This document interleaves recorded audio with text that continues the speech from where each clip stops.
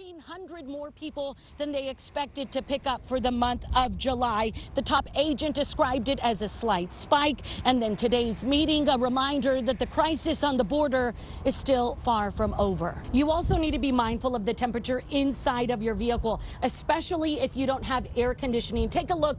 The inside of my SUV reads 108 degrees. That's because it's parked in the shade and it is the evening. So experts recommend you use one of these sunshades. They've been dealing a lot with heat exhaustion from people just trying to push themselves to the limits to clean up the messes like the ones behind me. And so as a result, volunteers have parked just cases of water. A single footprint can tell a major story, the direction of the traveler, whether they were running or walking. The small Cameron County town is separated by the border only through this levee. The terrain is so rugged, our cameras can't even make it through. We did talk to a couple of folks who were in the area. They say authorities alerted them to what was going on as a CBP chopper hovered overhead. You're going to hear from those guys coming up at 5 as they gave us a play-by-play of all of this action again happening in North McAllen. At this point in time, more than 80 illegal immigrants detained. The search is now over, according to Border Patrol. No word on if there are any others in the brush, but the coast is now clear. That chopper now gone. We're live in North McAllen. Melissa Correa, Channel 5 News. What happened Thursday was such a surprise, Jim Pittman had to snap a shot. Of several illegals over here somewhere. The neighborless man lives in North McAllen. He snapped a lot of photos? Oh, yes, and lots of my finger and my thumb. His chuckles got lost in the chaos Thursday, when by air and on the ground, illegal immigrants took he and Border Patrol agents by surprise. Like 317, like 659.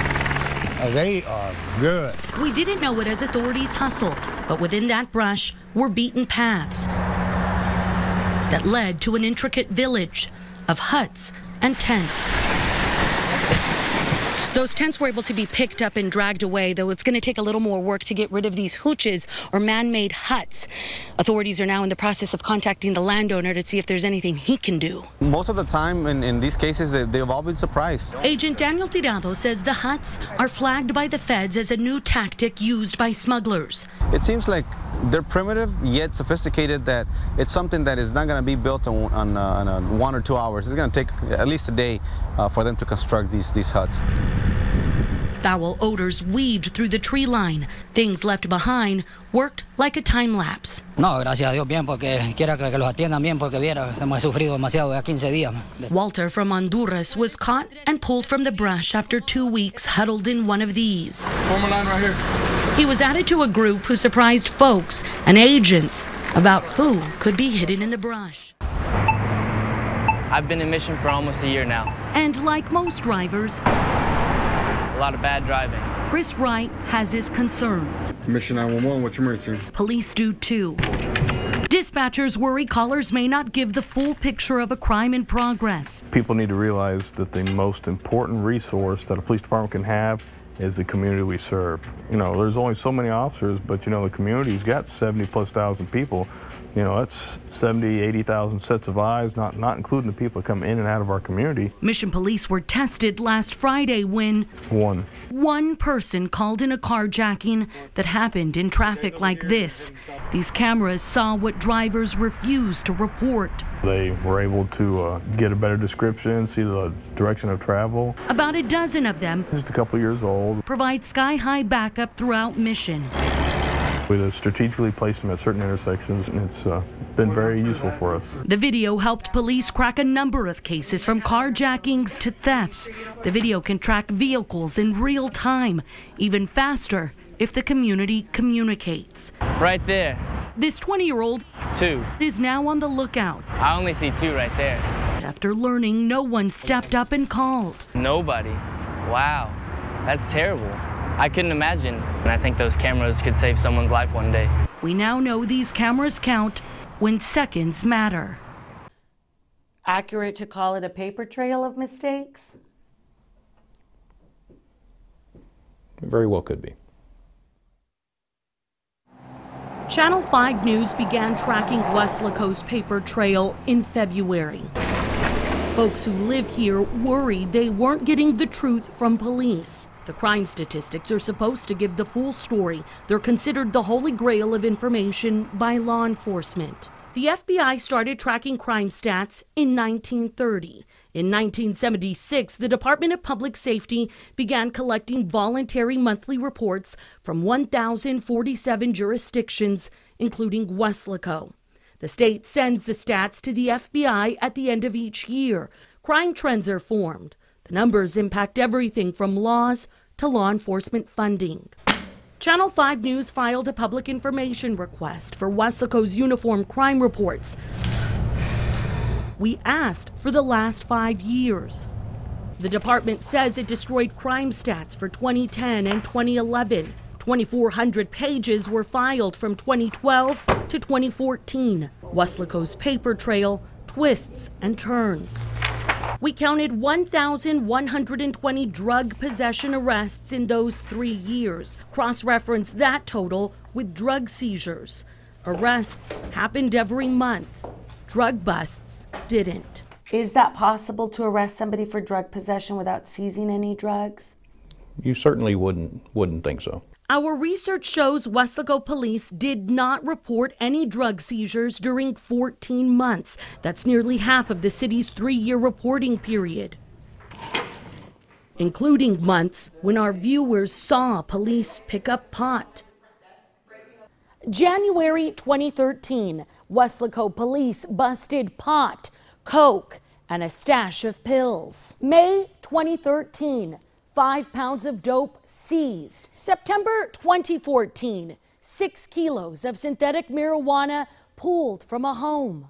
Weslaco police didn't list any of those seizures on their crime reports.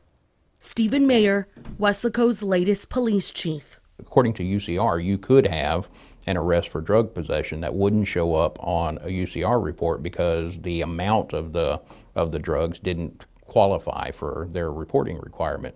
Now, I'm certainly not saying that's the case. Because then that would be 248 arrests happened with people, everybody was busted with less than an ounce of pot, for example. Right. I understand what you're saying. And again, I mean, I wish I had a better answer for you. I just don't have it yet. We know the state wants to see details for the smallest of seizures, a pill, a gram. Weslaco police even seized a tranquilizer. I can tell you that if there is any broken process inside the Weslaco Police Department, it's certainly going to be addressed. Mayer's now peeling back his predecessor's paper trail. Would it be possible to manipulate the numbers? Well, I think it's always possible to manipulate the numbers. Did you look at the UCRs for Weslaco? I certainly have. Red flags were certainly raised with some of the information that you provided. We exposed documents left blank, uncovered reports submitted without the required signatures. We showed Mayer how police sent off months of documents in bulk. They're supposed to be sent by the 7th day of the following month. You know, this very well could be a paperwork issue. We pulled paperwork for October 2013. Weslaco reported 0 cases of family violence and 30 sexual assaults. Both are violent crimes. Family violence is a very serious issue. Sexual assault is a very serious issue. They turned in 30 family violence reports for that month. I would consider that a big mistake. Because so would I. This is details of 30 crimes that they just said didn't happen. I mean, I certainly agree with you that having 30 family violence report forms for the month of October 2013 and then a UCR report that shows no family violence is inconsistent. We dug up more inconsistencies on dozens of documents like this. A 36-year-old victim listed as the child of a 12-year-old offender. Police reported a 6-year-old girl was sexually assaulted by a 6-year-old boy. The girl listed as the boy's stepchild. And 2 12-year-old girls involved in family violence were listed as common law spouses. If the information is inaccurate, does the government have an accurate depiction of Weslaco? Well, if the information was inaccurate, the answer is no, they don't. I agree. Not all reports are questionable. We flipped page after page, saw reports with information that appear to add up. It's incredibly important that we do the right stuff, and because there's a victim absolutely behind that family violence Yes, ma'am, report. there is, absolutely. And it's important that we remember that. Does that affect your crime fighting? Well, certainly.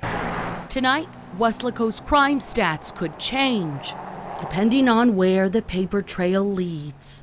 To Donna, where the superintendent is keeping quiet. On Monday, the school board told him to come up with an action plan, possible policy improvements to address all those recent allegations of inappropriate relationships between staff and students. Well, the superintendent isn't talking. Channel 5 News, though, is investigating. This is a live look at the district's website. I clicked through every tab today, able to track down the school board's policy manual.